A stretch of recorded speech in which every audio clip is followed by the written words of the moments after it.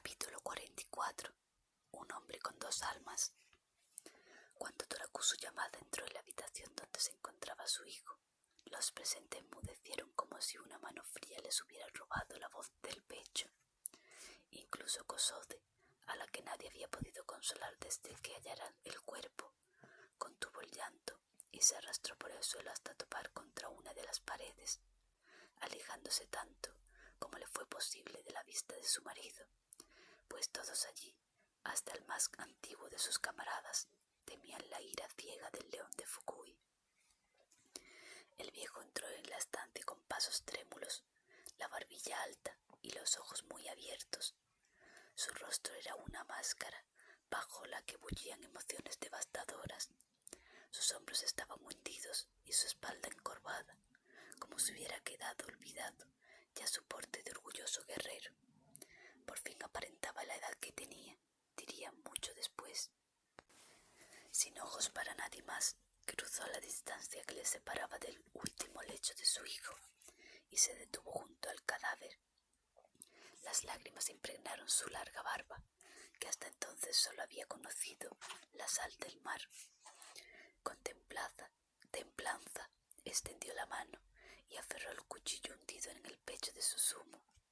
Desenterró la hoja y se volvió hacia aquellos que la observaban sobrecogidos.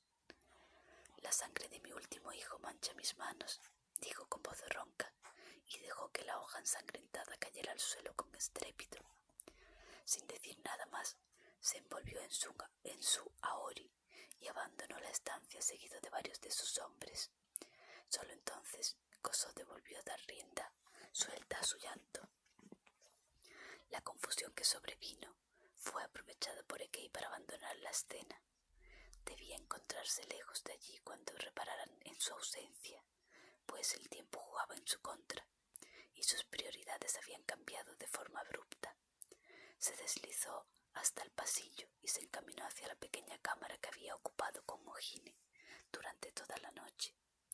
Debía recuperar cosas de su Yakuro que le harían falta. Muchos otros avanzaban por los corredores en dirección opuesta, empujándole a un lado en su afán por alcanzar los aposentos del difunto Susumu. La noticia comenzaba a extenderse por el castillo, y antes de que concluyeran el nuevo día, habría aprendido en todo el feudo. Pronto, puede que incluso antes de los funerales, Torakusu declarara la guerra al clan Shimizu y a todos sus aliados. Sería así aunque el viejo daimyo llegara a sospechar que se estaba intentando incriminar al señor de Minami, ya que si no movilizaba su ejército, sería tachado de débil, y muchos de sus vasallos se rebelarían y amenazarían con marchar por su cuenta sobre el feudo de los traidores. El que el asesino hubiera usado el mon de los Shimizu solo significaba que sabía quién era Ekei Inafune y al servicio de quien se encontraba. Así que el médico apretó el paso, caminando tan rápido como le era posible, sin llegar a correr, pues mientras el castillo se sumía en la ira y la confusión, mientras el clan se aprestaba a un funeral que no sería sino el preludio de una guerra, él parecía ser el único que comprendía que el sicario seguía allí, en el corazón mismo de la fortaleza. ¿Pero dónde?, se preguntó. Aquel demonio debía conocer bien la ciudadela, quizás llevara allí oculto varios días, a la espera de la noche anunciada. Ahora debía agazaparse en algún rincón desde el que aguardaba que amainara la tormenta, mientras se mantuviera el cerco alrededor de la arboleda. Nadie podría salir de allí.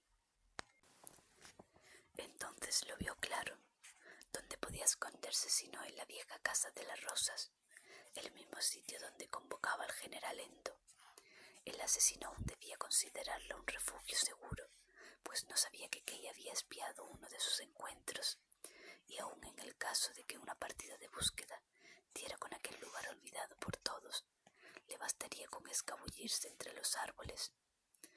Con un destino claro en mente, Ekei entró a la habitación y abrió su caja de medicinas. Tomó 2 pequeños cuchillos bien afilados que usaba para picar raíces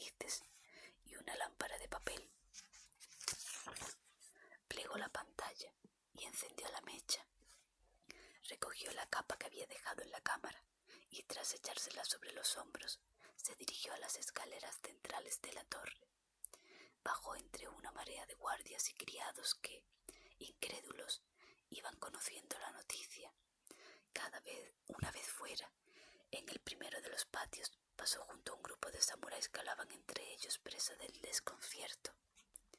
Muchos creían que Torakusu Yamada había sido asesinado y ansiosos buscaban a sus comandantes para saber qué debían hacer. Tenían que perseguir al asesino o guardar la fortaleza. Partirían aquella misma mañana para asegurar las fronteras. ¿Qué estaba ocurriendo dentro de la torre del homenaje? Ekei siguió adelante, sin titubear, para que nadie reparara en él, y descubrió que los sucesivos pórticos se hallaban desatendidos. La guardia, si bien no se atrevía a abandonar sus puestos, estaba desorientada y quería saber qué sucedía. Algunos le miraban al aproximarse, pero en cuanto le reconocían, pasaban a ignorarle, ocupados de problemas más acuciantes. Aquel caos no haría sino ponerle las cosas más sencillas al asesino en su retirada, pero también le facilitaba a él poder cruzar la fortaleza con relativa discreción. Poco después se encontraba en el camino que descendía hacia la ciudad. Recorrió la vereda al amparo de la noche, con la lámpara colgada de la cintura y oculta bajo la capa, pues no quería que, desde los muros, los vigías vieran un punto de luz serpenteante ladera abajo. Cuando llegó a la altura del rosal, abandonó la senda y se adentró en la espesura. La luz de la luna apenas se filtraba entre el ramaje, así que desató la linterna y la levantó con la mano izquierda. En la derecha empuñaba una de las dos cuchillas que llevaba como únicas armas. Avanzó entre los árboles con paso lento, atento a las sombras y a los murmullos del bosque. Buscaba algún sonido discordante, un movimiento de la torre en el umbral de su visión, pero llegó al pequeño claro sin indicios de que hubiera alguien más con él. Se apostó junto a un tocón y contempló la desvencijada casa del jardinero. La techumbre derruida y cubierta con paja, la grava del sendero dispersa por la lluvia. Estaba allí, le esperaba. Tragó saliva, ocultó la cuchilla entre los dedos y salió a campo abierto. Caminó hasta la entrada. La hoja de madera seguía desencajada de sus goznes. Reprimió el impulso de huir y se obligó a entrar. La noche negaba aquel lugar y la lámpara apenas conseguía conjurar las sombras, pero le sirvió para reparar en un detalle esclarecedor. Había gotas de sangre fresca en el suelo. Entonces recordó la katana de Yuki sobre el tatami. La joven samurái había logrado lo que Asaemon no pudo, hacer sangrar al fantasma. «Muéstrate», exigió el médico. «Sé que estás aquí». A escasos pasos frente a él, el rostro del demonio giró y quedaron frente a frente. Había estado todo el tiempo allí, al fondo de la estancia, dándole la espalda. Ahora podía ver claramente la máscara, reverberando a la luz que sostenía en alto. «Maese Inafune, al fin me ha encontrado. O quizás he sido yo el que le ha encontrado a usted». Si esperaba alguna respuesta, sin duda, no fue aquella. Ekei sujetó entre los dedos la cuchilla envenenada y la lanzó contra el pecho del asesino. El puñal desapareció, engullido por la oscuridad bajo la máscara, y se estrelló contra la pared del otro extremo de la estancia. El repiqueteo metálico de la cuchilla sonó estruendoso en la quietud de la noche. «¿Cómo es posible?», murmuró el médico. El demonio reía como debía haberse reído de tantos a lo largo de su vida. Se encontraba jugando un juego del que solo él conocía las reglas, sobre un tablero cuidadosamente desplegado a su antojo. Efectísimo. Engaño. Desviar la atención hacia lo evidente. Una hoja siseó en la oscuridad al salir de la vaina, y Ekei buscó el destello del acero a la luz de la llama. No tardó en recordar que Yuki le describió el arma del asesino como una hoja completamente ennegrecida. «Al venir tras de mí, has has venido al encuentro de tu propio destino, dijo el demonio, pero que hizo caso omiso de sus ominosas palabras, pues por fin había intuido los cables que hacían bailar a la marioneta. Quizás hubo un gesto de horror tras la máscara cuando el médico balanceó la linterna y la lanzó sobre la cabeza de su enemigo. Esta, en lugar de estrellarse contra el techo, golpeó contra el cuerpo envuelto en ropas negras que prendieron al instante. Un fulgor anaranjado iluminó la cabaña y la ilusión quedó al descubierto. El espectro colgaba del techo como un murciélago, la máscara puesta del revés sobre su rostro, de tal modo que entre sombras parecía erguirse de pie frente a sus víctimas. Antes de que las llamas lo consumieran, su enemigo se descolgó de la viga e intentó deslizarse por una grieta que había ocultado tras cañas de arroz, pero Kay se lanzó tras él para retenerle. Creyó clavarle su segundo cuchillo y logró arrancarle la máscara antes de que se escabullera entre los cascotes destruidos. El asesino dejó tras de sí, enganchado en la hendidura del muro, su manto envuelto en llamas que pronto prendieron la paja seca. Kay corrió hacia la salida y tras rodear la casa logró ver una sombra internándose en la espesura.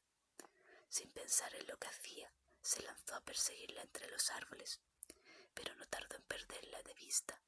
Aún así, continuó corriendo a ciegas, intentando escuchar algo sobre sus propias pisadas. Cruzó todo el bosque ladera arriba hasta que tuvo que detenerse en seco, pues la arboleda concluía abruptamente sobre el acantilado costero. Se asomó al filo de la pared rocosa que caía a pique sobre el mar. No había rastro del asesino.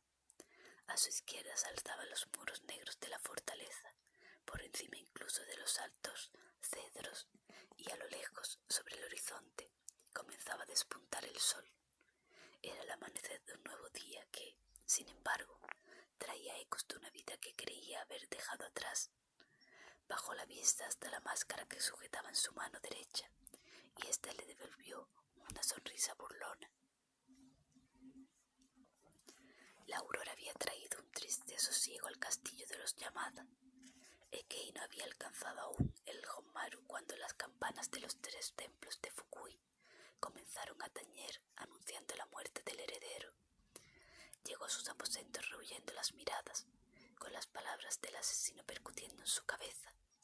En efecto, tras huir durante toda una vida, parecía que su destino por fin le daba alcance. Entró en el pequeño estudio donde solía leer y preparar sus medicinas y recogió el palo de bambú que usaba para transportar el yakuro.